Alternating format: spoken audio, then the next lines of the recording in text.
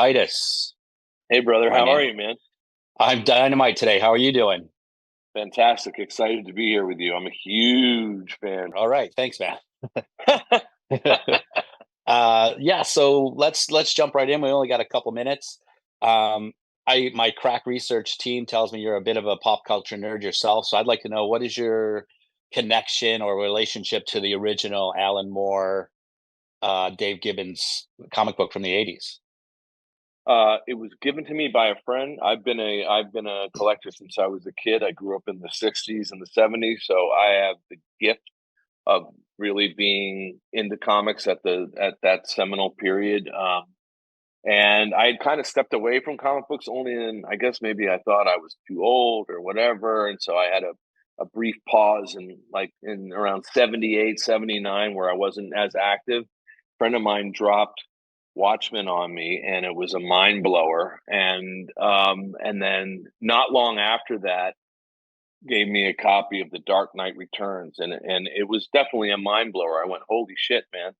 This is this is the whole changing of the guard. This is what, Stan Lee, obviously the '60s and '70s he approached things like racism and anti-Semitism and drug use. I mean, there's two issues of Spider-Man that didn't get the approval code because it dealt with drugs. Harry Osborn was doing dope, and Right, and right. Peter Parker beat the shit out of the drug dealers. And then the Green Lantern, Green Arrow series, the Neil Adams stuff, who dealt with Speedy's shooting up heroin and his racism, and I just felt like, hey, this is a whole new world, and I found it. First of all, I thought the artwork was amazing. I thought that the writing was amazing. It was deeply sophisticated. It was smart. Um, and I felt timeless. I was blown away by it, and I got completely pulled back into it. And then realized that, in my little break, I had missed a lot of stuff. I had missed John Byrne coming into the world of Marvel, all that stuff. So I had a lot of catching up to do. But Watchmen is, to me, really, it's the holy grail of Yeah. all of them. You can look at stuff like Mouse and stuff like that, of course, but I feel like that is what opened the door to people going, we can approach subject matter and stuff with sophistication, with adult themes. And I was a big reader of heavy metal, but that was really more about the violence and Rich Corbin's big boobed women. Right, right, right, right. Yeah. Um, Different attractions to that comic book, right? a hundred Yeah, percent, a yeah, hundred yeah, percent, yeah. yeah. Watchmen and Dark Knight, two biggies right there, buddy. Like what a way to get jump in. Can you draw any comparisons or relationships to Bosch and Walter Kovacs? Is there any comparison or similarities between those two characters? I think tonally there is because they're both neo noir characters, um, and they're both relentless.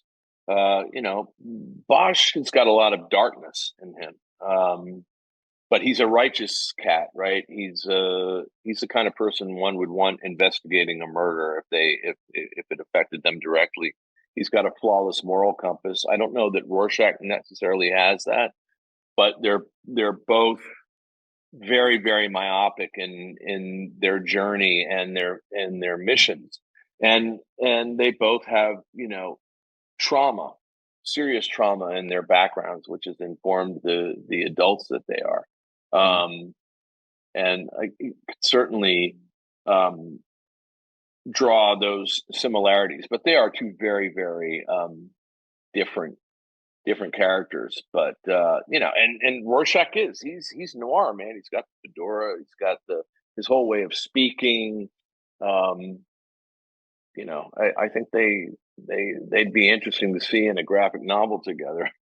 Right, right. It's coming soon, right? Probably eventually in this multiverse. Hey, when I was a young man, I used to like to get my best part of my week was getting up early on Saturday mornings and getting a good spot in front of the couch and watching some cartoons. But I'd have to get up real earlier than that to beat my parents in the kitchen, pour myself a big bowl of sugary goodness. So Titus, man, what was your favorite bowl of Saturday morning cereal? What cartoons did you like to watch? Johnny Quest, Space Ghost, all of those, Gigantor, Ultraman, a lot of the Hanna-Barbera stuff, Wacky Races. And my favorite cereal, Lucky Charms, was pretty tight. I had a brief interlude with Pink Panther cereal, which turned your milk Yeah, pink, and I was a big fan of the monster cereals. Love Count Chocula yeah, and Frankenberry. And that was a treat because it was kind of like a dessert. So Saturday morning was the one time I could have a sugar cereal, because you'd run around after eating that stuff like you had a firecracker up your ass. I mean, it's right, just right. so sugar loaded. But I always say Johnny Quest, for me, I don't think there's ever been anything as good as Johnny Quest. It still holds up. I still watch it. Yeah. Oh, I'll yeah, still yeah, yeah. I'll That's still good go back and entertainment, man. watch it. I think it's good. Thundar the Barbarian, certainly that stuff was really really good. I could go on and on about that, but that whole series, the sort of double features they did with Birdman and Space Ghost, Right, right, they were all kind of the same character, but um, right. I'm drawing a blank right now on the guy who created those characters, but he did Isn't the that Alex Toth? I think he yeah, was the Toth. artist. It Yeah, was yeah. Toth, and he also did the Herculoids, which was, Right, you know, right. fantastic. I love that stuff. I watch it all the time. I still treat myself to Saturday morning cartoons on Saturdays. Very Um, good, man. it's in my DNA. I can't deny it. Some deep cuts there, Titus. Hey, thanks so much for your time. I know we're pretty limited here. Do me a favor, enjoy the rest of your day, and I will see you on the other side. Okay, man. Thank you, brother. Thanks for having me. It was a pleasure. My pleasure's all on this side of the internet. I look forward to the next time. Thank you. Me too. Bum, ba, ba, ba. Hi, How are you today, Katie? I am so good. How are you? I'm tremendous. Thank you for asking. My name's Jimmy, and we're going to talk about Watchmen Part One, due out Awesome. today, August 13th on digitally. But so we don't have much time. Let's jump right into it. You play Lori Juspecic, aka the Silk Spectre. I'd like to know what, if any, were you familiar at all with the original comic book, or were you more familiar with Zack Snyder's movie?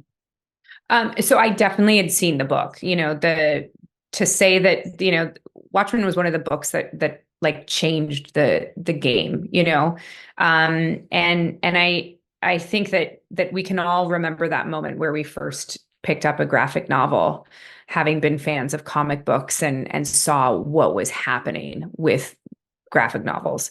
And I remember thinking to myself, what the heck is this?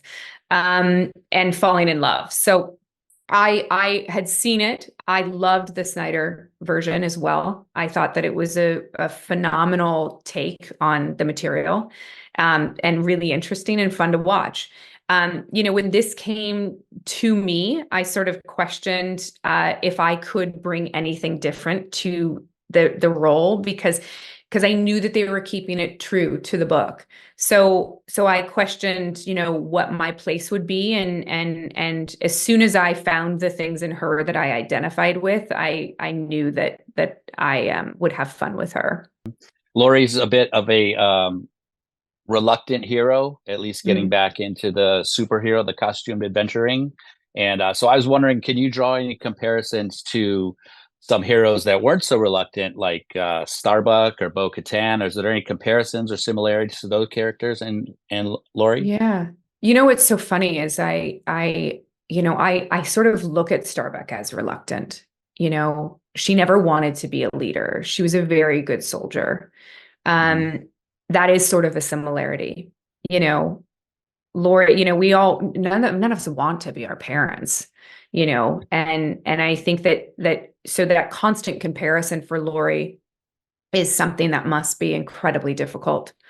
And for Bo, I think that she was not trained to be a leader. She was trained to be a soldier. Her sister was trained to be the leader, and then her sister died. And I cannot say to no fault, of her own. Of course it was. And so she never viewed herself as a hero, I don't think. So I do think that there is a through line for all of them. Their vulnerability, the self-doubt, those are things that all of those characters have had in them. We don't got much time, so I'm gonna bring this owl ship in for a landing here. When I was a young man, I used to have to get up early on Saturday mornings to beat my brother to the couch to get the good spot in front of the TV to watch some cartoons. But I'd have to get up even earlier than that to beat my parents into the kitchen, pour myself a big bowl of sugary goodness. So, Katee, I'd like to know, what was your favorite bowl of Saturday morning cartoons? What was your favorite bowl of cereal, and what cartoons did you like to watch? Oh my God. So my mother lied to us and told us that granola was called Superman cereal for years. And because we weren't allowed sugary That's great. cereals. So my brother That's was great. was old enough to climb up, get the granola, said Superman cereal, and feel lied to by my mother for the rest of his life. We loved Saturday morning cartoons. It was such a huge thing. And we never got sugary cereals. So my favorite cereal when we finally did was peanut butter Captain Crunch. But the roof of my mouth didn't forgive me for at least a week after that. Like it was just scraped up. But I agree with you. I remember those moments. I loved Saturday cartoons. Yes, the captain demands your respect. It's a very, very fine Yes. line between pleasure and destruction of the roof of your mouth. Oh, it is. It really Right, is. right. Yeah. Yeah. That's probably my time right there, Katee. So I want to thank you for yours. Do me a favor, enjoy the rest of your day, and I will see you on the other side, okay? Thanks, Jimmy. Have a good one. You do the same. Thanks so much. Oh, boom! There he is. I didn't see you. So, No there he worries. is. How you doing, Brandon? Good, good. Thank you very much. Thanks for doing this today. No, thank you for taking the time. I'm sure you're very busy guy. First, let me lather you up a little bit. You are a big part of some of my favorite animated offerings. In no particular order, the Batman, the Brave Batman, the Brave and the Bold, Young Justice, all fine works of art. But hands down for me, the best animated offering from DC would be Under the Red Hood, which I understand you had a big part in. So yeah, man, that's such a great. You guys captured the emotion of that relationship between Bruce and Jason. So I was excited to hear when you were going to be a part of this, the Watchmen, bringing the Watchmen to the animated universe.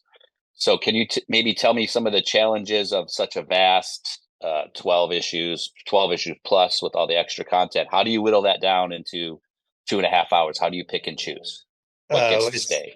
it's very difficult. I mean, Watchmen was such an incredibly, landmark book because of all of the layers, all the textures, all the characters, the great depth that it goes into within the story.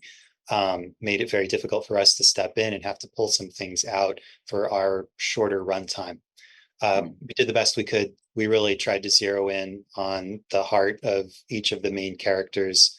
Obviously, some of the side characters that helped with the world building had to go, but we did the best we could with filmmaking, with animation, and with all of Dave Gibbons' great design work to fill in the spaces that you might find missing from anything we had to cut from the original comic book.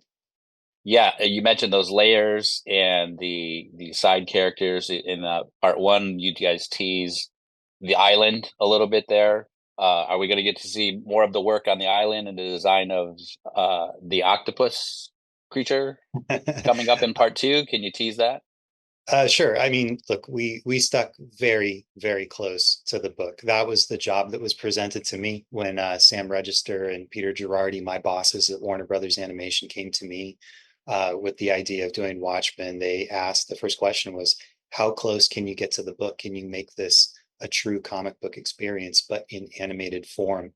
That was the challenge that they laid down. And that's what myself, my art team at Warner's, Studio Mirror, our animation studio, all really set to task to really make the truest representation of the book that we could in an animated medium. and use our animated medium to try to do things that maybe the book can't. Obviously, the book is known for being unadaptable to film. Right. And Right. it's true. There are some such brilliant page designs and such brilliant storytelling within those 9-panel grids. And obviously we just can't duplicate that. But there are things we can do in animation that a book medium cannot. And so we did our best to sort of capture the spirit of the book. And hopefully that will, offer some new takes on familiar scenes from the book. Yeah. The book, still reading it, maybe average once a year, I'd say, try to pick it up and go through it, and still finding new stuff. Like there's still like textures and layers that, right. So that's a huge challenge. And like, as an example, Batman, The Long Halloween, pretty good adaptation of the comic book, but they have to tweak some things. And the animated version, I mean, they have to tweak some things and make it their own version. But we can expect a pretty true 1-to-1 adaptation of Alan Moore's and Gibbons' epic. Yeah, absolutely. That's what we set out to do. Right. So yeah, I hope people enjoy that. I hope that also is a great introduction, maybe for obviously there's a new generation that's out there that wasn't there when the book was originally published, that wasn't there for the motion comic, the 2009 movie, all these other great adaptations. For some people, I know this will be like their introduction to Watchmen, and hopefully we'll get them to go pick up the book and look at how the story was told originally, and find all those layers and appreciate all those layers as we did as we were trying to make their movie. Ruby, thanks so much for your time. Have a great day. Thank you. You too.